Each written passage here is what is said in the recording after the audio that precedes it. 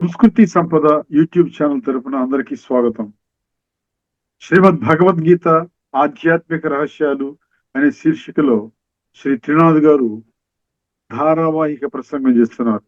వారి ధారావాహిక ప్రసంగంలో ఈరోజు 607వ ప్రసంగం చేస్తున్నారు. శ్రీ త్రినాథ్ గారికి స్వాగతం. నమస్కారం అండి. ఓం శాంతి. శ్రీమద్ భగవద్గీత ఆధ్యాత్మిక రహస్యాలు ఈ యొక్క కార్యక్రమాన్ని వీక్షిస్తున్నటువంటి సోదర సోదరిమణులందరికీ కూడా హార్దిక స్వాగతం, సుస్వాగతం, నమస్సుమాంజలి. ముందుగా మనము ధార్మికము ఆధ్యాత్మికము అన్న విషయాన్ని మనం ప్రస్తావిస్తున్నాము. ఈ ఎపిసోడ్లో కూడా ఒక ముఖ్యమైన విషయాన్ని మనం తెలుసుకుందామండి.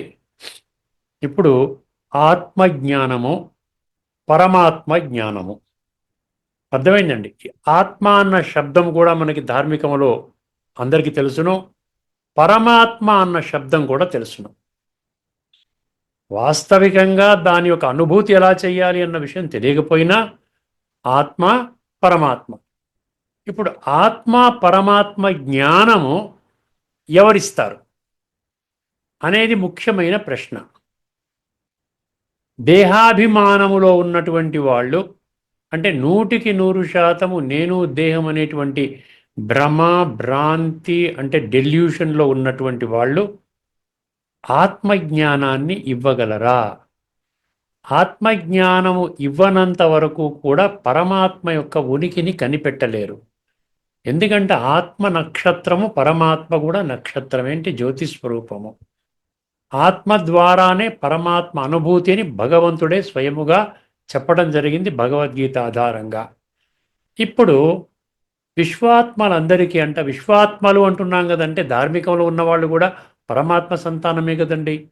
పితాహమస్య జగత అంటున్నాం కదా, పితాసి లోకస్య చరాచరస్య అంటున్నాం కదా.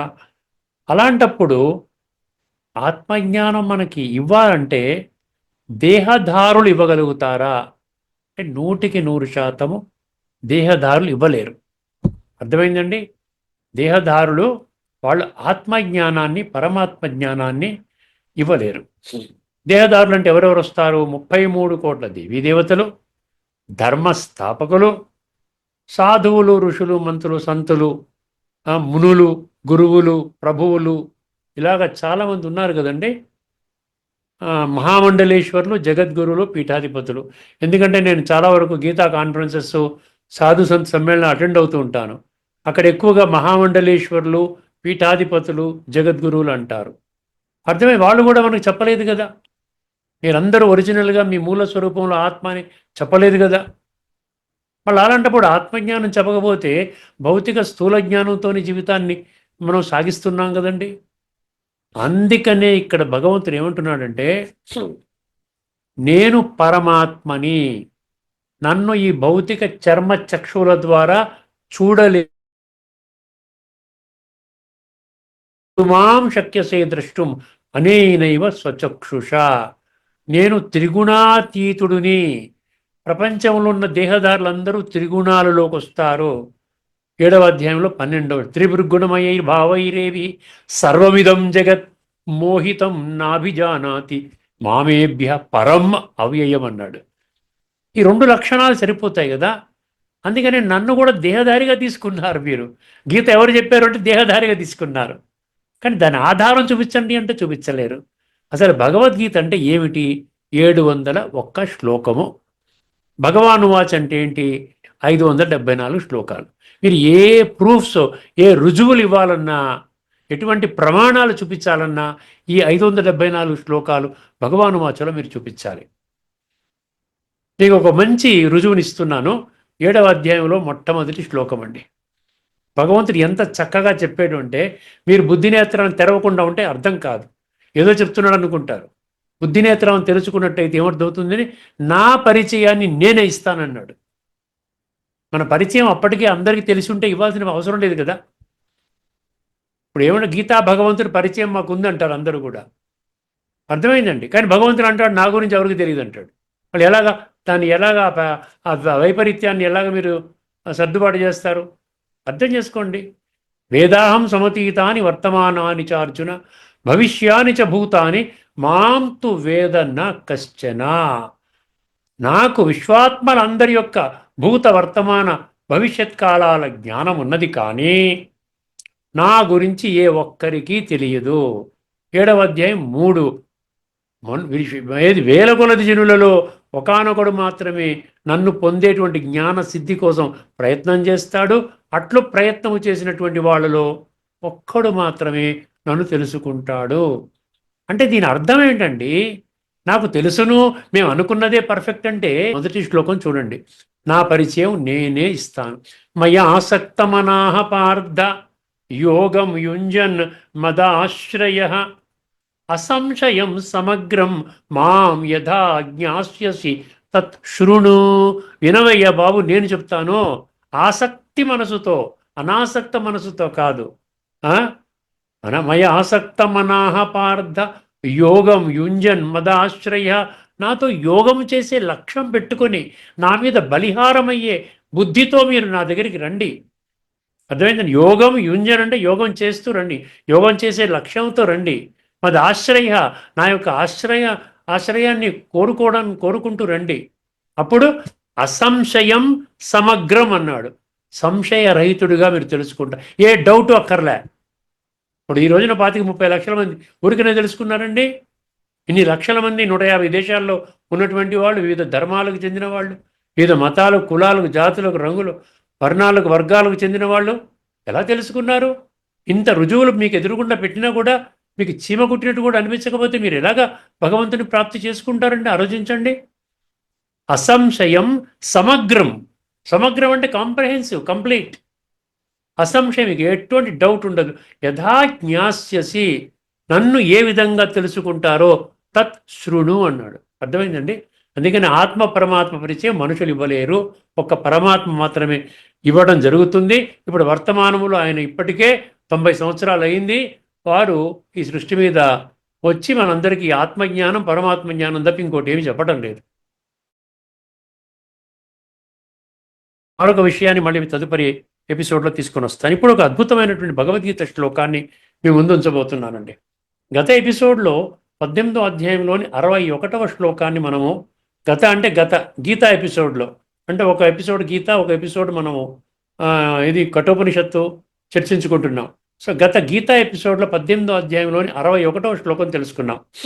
అర్థమైందండి? ఏమిటా శ్లోకము? దానికి కరెక్ట్గా లింక్ ఉన్నదన్నమాట. ఏం చెయ్యాలి, ఇప్పుడు నేనేం చెయ్యాలి, భయపడుతున్నాడు మనిషి అక్కడ. ఆ శ్లోకంలో కొంచెం భయపెట్టే విధంగా ఉంది. ఏమిటి ఒక్కసారి గమనించండి. ఈశ్వర సర్వభూతానాం హృద్దేశేర్జున తిష్టతి భ్రామయన్ సర్వభూతాని యంత్రారూఢాని మాయయా. భగవంతుడు సాక్షిగా చూస్తున్నాడు, మనందరిలో ఉన్నాడు అనుకోండి, లేడనుకున్నా పక్కన పెట్టిన ఆయన ఏమి చేయనప్పుడు ఉన్నా ఒకటే, లేకపోయినా ఒకటే. పరంధామంలో ఉండి కూడా ఆయన సాక్షిగా చూడొచ్చు, మీలోనే కూర్చొని సాక్షిగా చూడాల్సిన అవసరం లేదు. ఆయన ఏం చేశాడు? ఒక సిద్ధాంతాన్ని పెట్టాను ఆయన, చేసుకున్నవాడికి చేసుకున్నంత మహాదేవ, కాలచక్రంలో ఒక సిద్ధాంతాన్ని పెట్టాను. ఎవరు సత్యయుగంలో, ఎవరు త్రేత, ఎవరు ద్వాపర, ఎవరు కలియుగము అనేది వాళ్ళ యొక్క కర్మలు, వారు మాట్లాడే మాటలు, వాళ్ళ మనసు ద్వారా చేసే సంకల్పాలు. దీని ఆధారంగా ఒక సిద్ధాంతం పెట్టాను. మిగతా సిద్ధాంతం ఆ ప్రకారంగా నడుచుకోండి, మీ జీవితం బ్రహ్మాండంగా ఉంటుందని చెప్పాను. మీరు వింటారా వినరా మీ ఇష్టం. అందుకనే 6వ అధ్యాయం 5వ శ్లోకంలో ఏం చెప్పాడు? ఉద్ధరేద ఆత్మనాత్మానం నా ఆత్మానం అవసాదయే ఆత్మైవ హ్యాత్మనో బంధువు ఆత్మైవ రిపురాత్మన. నువ్వు ఉద్ధరించుకుంటే నీ ఆత్మ నీకు బంధువుగా పనిచేస్తుంది, ఉద్ధరించుకోకపోతే నీ ఆత్మనే నీకు శత్రువుగా పనిచేసి నిన్ను అధోగతి పాలు చేస్తుంది. ఇప్పుడు భయం వచ్చింది సార్, అందరికి భయం వస్తుంది సార్. అమ్మ బాబోయ్, భగవంతుడు ఏమీ చేయడంట, ఒక సిద్ధాంతాన్ని పెట్టాడు, దానికి అనుగుణంగా నాలో మార్పు రావాలి, ఇప్పటిదాకా రాలేదని పట్టించుకోలేదు, అవహేళనగా ఉన్నాను, తేలిగ్గా తీసుకున్నాను. భగవంతుడు అంటే ఎవరి కోసం చెప్పాడు అనుకున్నాను, నా గురించి కాదు, అర్జునుడి కోసం చెప్పాడు. అది కూడా ద్వాపరయుగం, అది కూడా కురుక్షేత్ర యుద్ధ మైదానం, అది కూడా ఒక గ్రూప్ వాళ్ళకే, చనిపోయినప్పుడు చదువుకోవాలి. ఇట్లాంటి భ్రమలో ఇప్పటిదాకా గడిపేశారు. పండు ముసలివాడిని అయిపోయాను, రేపో మాపో శరీరాన్ని చాలించడానికి సిద్ధంగా ఉన్నాను. భయం వేస్తుంది చూసారా? అందుకని ఏమి చెయ్యాలి, దానికి సమాధానం 1862లో ఇచ్చాడండి. ఒక్కసారి జాగ్రత్త, ఈ బ్యాక్గ్రౌండ్లో మీకు అర్థమవుతుంది. అర్థమైందని ఏదో విధంగా చెప్పడము, కాలక్షేపం చేయటం ఉద్దేశం కాదండి నాకు. తమేవ శరణం గచ్చ సర్వభావేన భారత. తత్ప్రసాదాత్ పరాం శాంతిం స్థానం ప్రాప్స్యసి శాశ్వతం. ఇది శ్లోకం అంటే. 18:60. నువ్వేం భయపడక్కడే బాబు. తమేవ శరణం గచ్చ, నా యొక్క శరణు పొందు, ఈశ్వరుని యొక్క శరణు పొందు. ఎందుకంటే ఇప్పుడు ఇప్పుడు నువ్వేం తెలుసుకోలేకపోతున్నావు. కాలచక్రం నడుస్తుంటుంది, కర్మ సిద్ధాంతం అనే ఒక యంత్రం నడుస్తూ ఉంది. ఎవడు ఏ కర్మ చేస్తాడు, ఏ మాట మాట్లాడతాడు, దాని ఆధారంగా ఆ జ్ఞాన యజ్ఞం అన్నాడు చూసారా.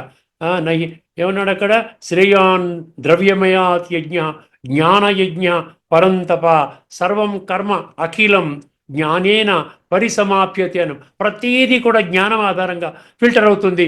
ఉత్తమ, మధ్యమ, కనిష్ట, సాత్విక, రాజసిక, తామసిక. గుర్తుపెట్టుకోండి. తస్మాత్ జాగ్రత్త, ఖబర్దార్. తర్వాత నేను చెప్పలేదు అని అనకండి అంటున్నాడు భగవంతుడు. అందుకనే ఇంకా మీకు వేరే ఆప్షనే లేదు. తమేవ శరణం గచ్చ సర్వభావేన భారత. సర్వభావేన అంటే మూఢనమ్మకం కాదు, ఏదో ఒక విగ్రహం పెట్టుకుని పూజ చేసుకోవడం కాదు. సర్వభావేన అంటే ఖచ్చితంగా ఆ ఇమోషనల్ కనెక్ట్ కావాలంటున్నాడు. అర్థమైందండి. మైండ్ ద్వారా మనాభవ అన్నాడు చూసారా. తమేవ శరణం గచ్చ, శరణం అన్నాడు కదా, నా శరణు పొందండి. గచ్చ అంటే పొందండి, నా శరణు పొందండి. సర్వభావేన భారత, సర్వభావాలందే మీ యొక్క స్వచ్ఛమైన హృదయముతో నా మీద నా శరణు పొందండి. అంటే సత్యత ఆధారంగా మిమ్మల్ని మీరు ఆత్మగా అనుభవం చేసుకొని పరమాత్మనైనటువంటి ఈశ్వరుణ్ణి నా యొక్క శరణు పొందండి. అప్పుడు ఏం చేస్తాడంట, తత్ప్రసాదాత్ పరాం శాంతిం అన్నాడు. నీకో నేను శాంతి సాగరుణ్ణి, మన ఇల్లు శాంతి ధామము. అర్థమైంది. మీ యొక్క స్వరూపము, ఒరిజినల్ స్వరూపములో శాంతి స్వరూపం మీరు మర్చిపోయారు. ఆత్మసంగతి మర్చిపోయి ఈ 24/7 దేహం, నేను దేహం అనుకుంటూ మర్చిపోయారు. కానీ అందుకని శాంతి బయట వెతుకుతున్నారు శాంతి కోసం అని చెప్పి. అర్థమైందండి. అందుకనే తత్ప్రసాదాత్ పరాం శాంతిం స్థానం ప్రాప్స్యసి శాశ్వతం. శాశ్వతమైనటువంటి స్థానాన్ని పొందుతారు. అది ఎక్కడ? ఆత్మపరంగా. ముక్తి, జీవన్ముక్తి అంటారు ఇక్కడ. గతి, ప్రగతి అంటాడు. అంటే ముక్తి అంటే మీరు పరంధామానికి వెళతారు, మీ ఇంట్లో వెళ్ళి కూర్చుంటారు, పరమాత్మ సమీపంలో కూర్చుంటారు, పరమాత్మ ఒడిలో కూర్చుంటారు అనుకోండి. తర్వాత మీరు సత్య త్రేతాయుగాల్లో శ్రేష్ఠ జన్మలు పొందుతారు. ఇది అరకల్పము. అర్థమైందండి. అరకల్పము అద్భుతమైనటువంటి జీవితాన్ని పొందుతారు. అందుకని అక్కడ శాశ్వతము అంటే పూర్తిగా శాశ్వతం అని కాదు. అక్కడ అంటే ಹೆಚ್ಚು సమయము మీరు స్థానం ప్రాప్స్యసి శాశ్వతం. ఈ శాశ్వతమైనటువంటి సుఖ సంపదలతో మీరు అక్కడ ఉంటారు అని అర్థం అనమాట. ఇప్పుడు ఒక్కసారి దీనిలోని తత్వాన్ని, ఇంకా కొన్ని విషయాల్ని నేను మీకు మామూలుగా ఎక్స్ప్లెయిన్ చేశాను ఈజీగా అర్థమవటం కోసం అని చెప్పి. ఇప్పుడు ఒక్కసారి కొన్ని విషయాలు మళ్ళీ తెలుసుకుందామండి. ఓ అర్జున, నీవు అన్ని విధాల సంపూర్ణ హృదయముతో ఒక్క పరమాత్మని మాత్రమే శరణు వేడుము. తమేవ శరణం గచ్చ. భగవంతుడి అనుగ్రహము, కృప వలన నీవు లౌకిక బంధాలకు అతీతమైన పరమశాంతిని, చూసారా, లౌకిక బంధాలకు అతీతమైన పరమశాంతిని మరియు ఎన్నటికీ నశించని శాశ్వతమైన పరమ పదాన్ని, స్థానాన్ని పొందుతావు. ఇది దాని తాత్పర్యం.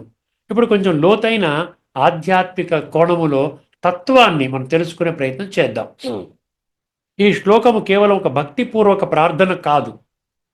భక్తిపూర్వకంగా ఏదో పఠన, పారాయణ, శ్రవణం చేసుకున్నాం అంటే ఏమి ఉపయోగం లేదు దానివల్ల.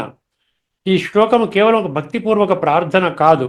ఇది ఆత్మ తన పాత సంస్కారాల నుండి విముక్తి పొంది పరమశాంతిని అనుభవించడానికి ఇవ్వబడిన అత్యున్నత రాజయోగ మార్గదర్శి. ఎందుకంటే ఆత్మ కుళ్ళిపోయింది. మనం ద్వాపర యుగం నుండి ఆత్మని పట్టించుకోలేదు. సత్యత్రేతాయుగాల్లో ఆత్మానుభవంలోనే ఉన్నాము. అర్థమైందండి. అందుకనే స్వర్గం అన్నారు. అందరూ హాయిగా ఉన్నారు, యథా రాజా తథా ప్రజలాగా ఉన్నారు.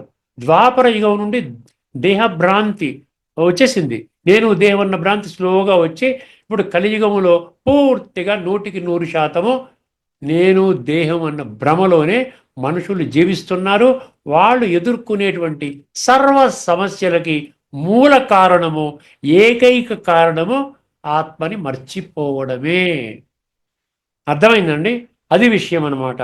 అందుకని ఇక్కడ ఏమంటున్నాడు, ఇది కేవలము ఒక ఈ శ్లోకం కేవలం ఒక భక్తిపూర్వక ప్రార్థన కాదు, ఇది ఆ ఆత్మ తన పాత సంస్కారాల నుండి విముక్తి పొంది పరమశాంతిని అనుభవించడానికి ఇవ్వబడిన అత్యున్నత రాజయోగ మార్గదర్శి.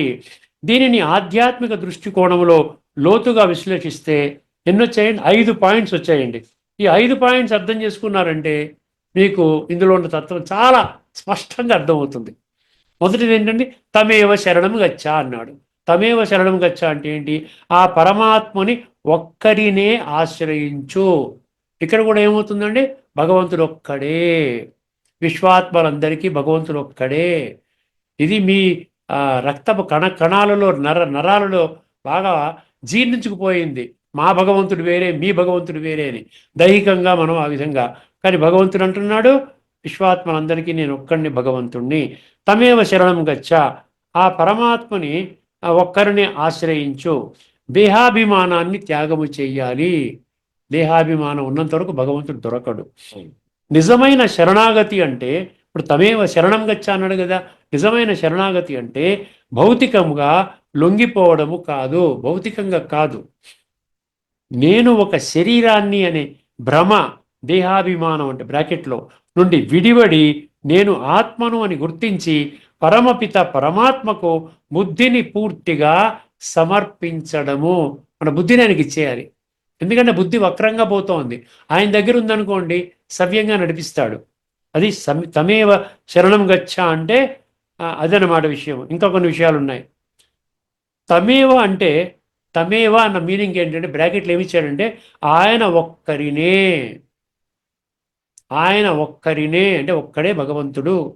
అంటే ప్రపంచంలోని ఏ మనుష్యులపైన, గురువులపైన లేదా భౌతిక సంపద పైన ఆధారపడకుండా కేవలము ఆ ఒక్క నిరాకార పరమాత్ముడినే మన సర్వస్వముగా అంటే ఏంటి? మూడు రోల్స్ ఉన్నాయి ఆయనకి: తండ్రి, టీచరు, సద్గురువు. పరమపిత, పరమ శిక్షకుడు, పరమ సద్గురువు. అర్థమైంది? 3 in 1 అనమాట. ఒక్క పరమాత్మని, నిరాకార పరమాత్ముడినే మన సర్వస్వముగా స్వీకరించడము. ఇది తమేవ శరణం గచ్చ యొక్క ఇందులో ఇచ్చినటువంటి దీని అర్థము. రెండవది సర్వభావేన అన్నాడు. హృదయపూర్వకముగా అని ఇచ్చాడు బ్రాకెట్లో. ఎందుకు ఇవన్నీ చెప్తున్నానంటే మీరు గూగుల్లో టైప్ చేస్తే ఇదే మీనింగ్ వస్తుంది. అర్థమైంది? ఫలానా శ్లోకం తత్వం చెప్పండి అని అడగండి, వచ్చేస్తుంది.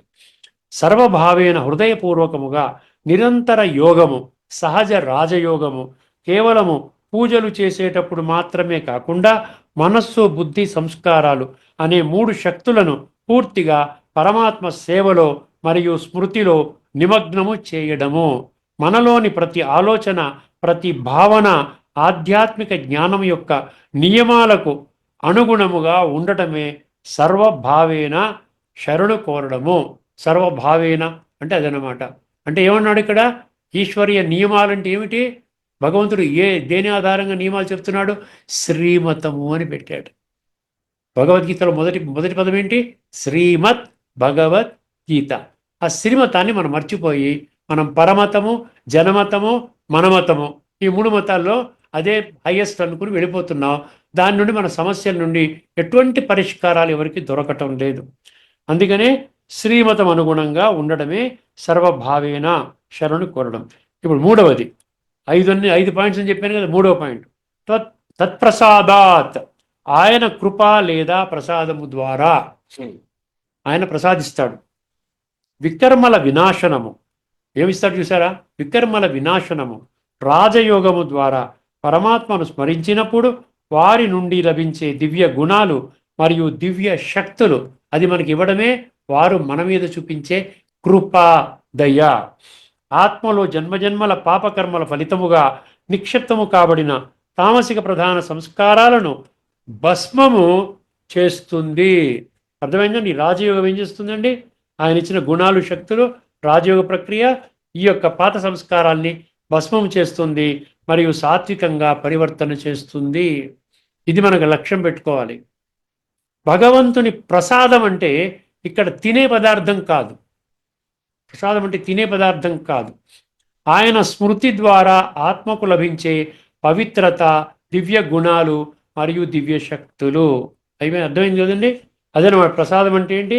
తత్ప్రసాదాత్ అంటే అది. నాలుగవది పరాం శాంతిం అన్నాడు, నాలుగవ విషయం. పరమశాంతి అని, పరాం శాంతి అని పరమశాంతి అంటే supreme peace, state of peace అనమాట. ఆత్మ యొక్క స్వధర్మము శాంతి. లౌకిక ప్రపంచంలో దొరికే శాంతి తాత్కాలికము. లౌకిక ప్రపంచం అంటే ఏంటి? మా ఇంటికి చుట్టాలు వచ్చారు, శాంతి. సినిమాకి వెళ్ళాము, శాంతి. క్రికెట్ మ్యాచ్ చూసాము, శాంతి. అర్థమైంది? లేకపోతే డ్రామాకి వెళ్ళాము, శాంతి. ఎక్కడో ఆర్కెస్ట్రాకి వెళ్ళాము, శాంతి. అది కాదు, తాత్కాలికము. అర్థమైందండి? అది తాత్కాలికం అని చెప్పాడు. ఎక్కడ దాకా వచ్చామండి? పరమశాంతి అతీంద్రియ సుఖాన్ని అనుభవించేస్తుంది. నాలుగో పరామశాంతి. ఓకే, ఆత్మ యొక్క స్వధర్మము. లౌకిక ప్రపంచంలో దొరికే శాంతి తాత్కాలికము, కానీ పరమాత్మతో బుద్ధిని జోడించినప్పుడు ఆత్మ బాహ్య పరిస్థితులకు, సుఖదుఖాలకు అతీతముగా మారి తన మూల స్వభావమైన పరమశాంతిని, అంటే ఈ అతీంద్రియ సుఖాన్ని అనుభవిస్తుంది. ఇది. తర్వాత ఐదవది స్థానం ప్రాప్స్యసి శాశ్వతం అన్నాడు. స్థానం ప్రాప్స్యసి శాశ్వతం అంటే ఒక పంక్తి చెప్తున్నాడు ఇక్కడ. శాశ్వతమైన పరమపదాన్ని పొందుతావు. శాశ్వతమైన పరమపదం అంటే రెండు ఉన్నాయండి. ఒకటేమో పరంధామము, ముక్తిధామము, శాంతిధామము. అర్థమైంది? రెండవది ఏంటి? సత్యత్రేతాయుగాల్లో ఉన్నటువంటిది కూడా, అది కూడా సుఖశాంతులతో ఉంటారు, అతీంద్రియ సుఖాన్ని అనుభవించేస్తారు. ఎందుకంటే అక్కడ 100% ఆత్మిక స్థితిలో ఉంటారు, దేహభ్రాంతిలో ఉండరు, ఆత్మాభిమాని స్థితిలో ఉంటారు. అదనమాట స్థానం ప్రాప్స్యసి శాశ్వతం అంటే. ఈ సృష్టి చక్రం ముగిసే సమయములో చూసారా, సంగమ యుగములో పరమాత్మను నిరంతరము స్మరించే ఆత్మలు పవిత్రంగా మారి తమ అసలైన నివాస స్థానమైన పరంధామానికి, ముక్తిధామానికి చేరుకుంటాయి. అది కాలానికి, కర్మలకు అతీతమైన శాశ్వత నిశ్శబ్ద ప్రపంచము. అక్కడ కొంతసేపే ఉంటారు. అక్కడ నుంచి మళ్ళీ తదుపరి నూతన కల్పం ప్రారంభమైనప్పుడు సత్యయుగంతో మన శ్రేష్టమైన జన్మలు ప్రారంభిస్తాం. అది విషయం అన్నమాట. ఇప్పుడు గీతా మద్దతు శ్లోకాలండి. 7వ అధ్యాయం 14వ శ్లోకము. దైవీహేషా గుణమయి మమ మాయా దురత్యయ మామేవయా ప్రపద్యంతే మాయామేతాం తరంతితే. ఇక్కడ ఏమంటున్నాడంటే, ఈ మొత్తం అంతా చూసారా, ఇక్కడ మాయ ఎవరు సృష్టించారు? త్రిగుణాలతో కూడుకున్నటువంటి మాయని నేనే సృష్టించాను. కాబట్టి ఇప్పుడు నన్ను పట్టుకుంటే మీరు మాయ నుంచి ఈజీగా విడుదలవుతారు. అర్థమైందండి? నాకు తెలుసు ఈ సీక్రెట్, ఎలాగా మిమ్మల్ని మాయ నుంచి, మాయ యొక్క దుష్ప్రభావం నుండి, త్రిగుణాల నుండి బయటపడే త్రిగుణాతీత స్థితికి ఎలా తీసుకుని రావాలో నాకు ఒక్కడికే తెలుసును. మీరు నన్ను వదిలేసి అందరినీ పట్టుకుంటున్నారు. అందుకని ఇక్కడ ఏమొచ్చాడు చూడండి, సత్వ రజో తమో గుణాలతో కూడిన నా మాయ అధిగమించలేనిది. అయితే నన్నే శరణు పొందిన వారు ఈ మాయను సులభముగా దాటగలుగుతారు. తమేవ శరణం గచ్చ సర్వభావేన భారత వచ్చింది కదా, అదనమాట. తర్వాత 5వ అధ్యాయంలోని 29 భోక్తారం యజ్ఞతపసాం సర్వలోక మహేశ్వరం సుహృదం సర్వభూతానాం జ్ఞాత్వా మాం శాంతి మృచ్చతి. ఇక్కడ శాంతి ఎప్పుడు వస్తుందండి? నన్ను విశ్వాత్మలందరికీ ఈశ్వరుడిగా మీరు అర్థం చేసుకుంటేనే నాకు మీకు శాంతి వస్తుంది. అర్థమైందండి? భోక్తారం యజ్ఞ తపసాం సర్వలోక మహేశ్వరం అన్నాడు. చూసారా, ఏమని? యజ్ఞాలు తపస్సుల ఫలాలను స్వీకరించే వాడిని, సమస్త లోకాల అధిపతిని, మరియు సమస్త జీవుల నిజమైన హితైషిని అయిన నన్ను యథార్థముగా తెలిసిన వాడు పరమశాంతిని పొందుతాడు. ఇక్కడ కూడా పరాం శాంతి అన్నాడు కదా. ఏమన్నాడండి? తత్ప్రసాదాత్ పరాం శాంతిం. దానికి కనెక్టెడ్ శ్లోకం అన్నమాట. తర్వాత 1866 సర్వధర్మాను పరిత్యజ్య మామేకం శరణం వ్రజ అహం త్వా సర్వపాపేభ్యో మోక్షయిష్యామి మా శుచః. ఇక్కడ కూడా ఏమన్నాడు? మామేకం శరణం అన్నాడు. చూసారా, అందుకనే శరణు, పరమాత్మ శరణు పొందితేనే మనకి శాశ్వతంగా ఈ శాంతి సుఖము వస్తుంది, మళ్ళీ శ్రేష్టమైన జన్మలు వస్తాయి. సమస్త దేహధర్మాలను విడిచి నన్ను ఒక్కరినే శరణు పొందుము, నేను నిన్ను సమస్త పాప బంధాల నుండి విముక్తి చేస్తాను, దుఃఖించవద్దు. భగవంతుడు చెప్తున్నాడు. అయినా మనం బాధపడుతుంటాం, దుఃఖపడుతూనే ఉంటాం. ఎందుకంటే పరమాత్మ మాటల్ని మనము స్ఫూర్తిగా నిర్లక్ష్యం చేస్తున్నాం. గుర్తించండి. శరణం గచ్చ భావనకు ప్రమాణం ఇది.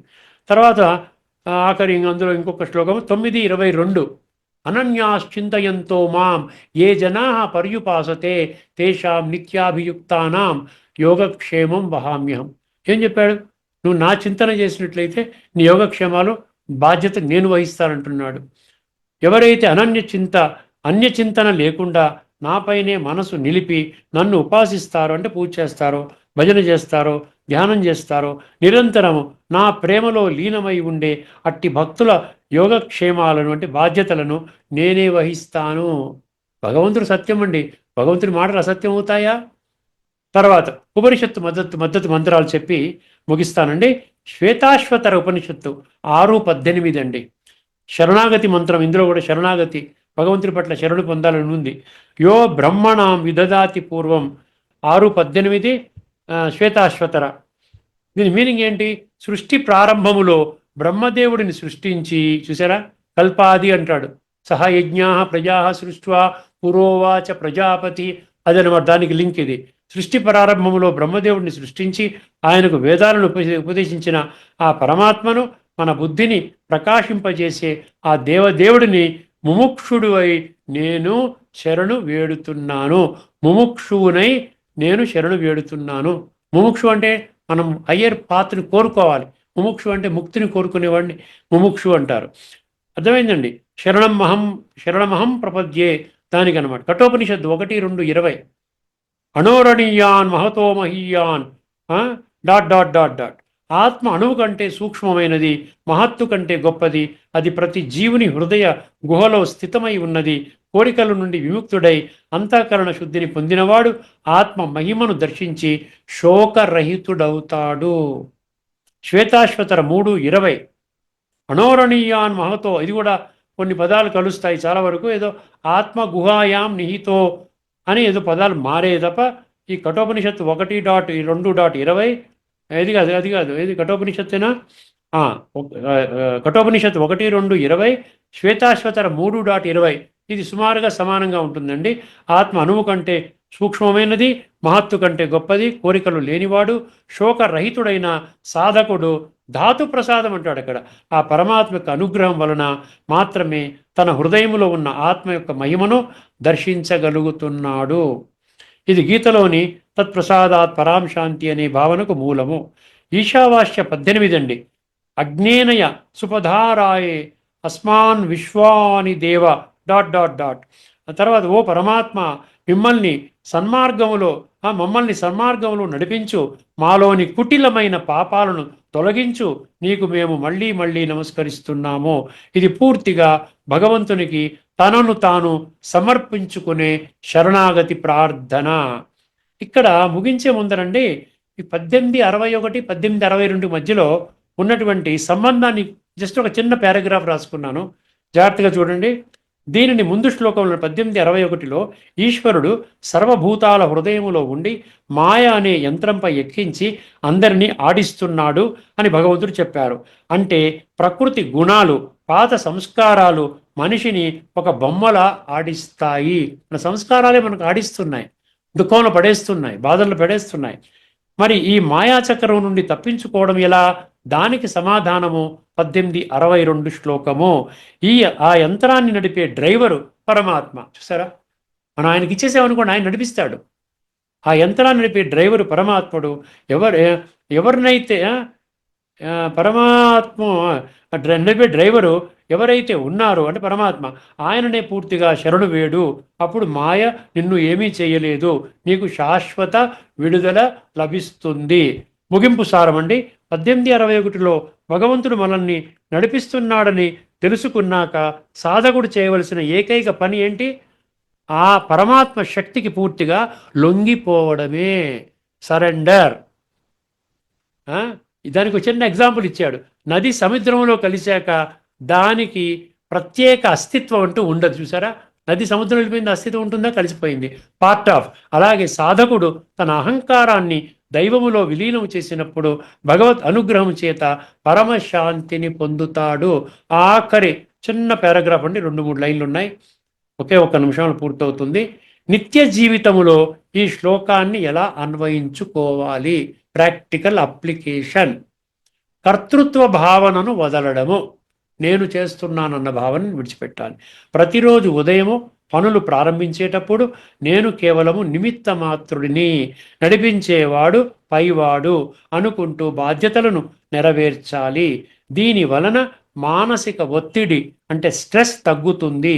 చింతలను అప్పగించడము, జీవితంలో ఏదైనా పెద్ద సమస్య లేదా అయోమయము ఎదురైనప్పుడు ఆ భారాన్ని భగవంతునిపై వేసి బుద్ధిని ప్రశాంతంగా ఉంచుకోవాలి. ఇప్పుడు శరణాగతి అంటే ఇదనమాట.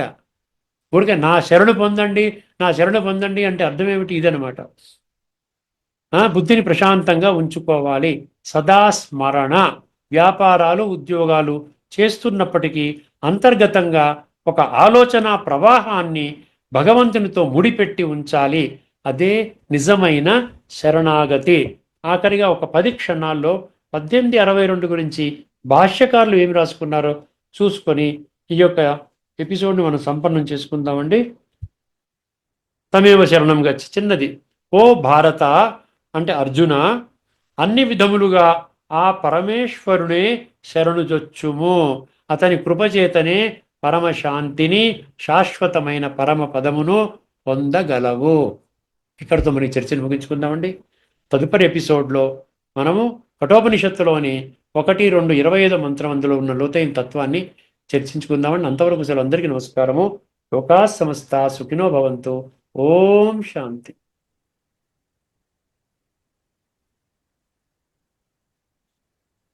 శ్రీమద్ భగవద్గీత ఆధ్యాత్మిక రహస్యాలు అనే శీర్షికలో ధారావాహిక ప్రసంగం చేసిన శ్రీ త్రినాథ్ గారికి ధన్యవాదాలు.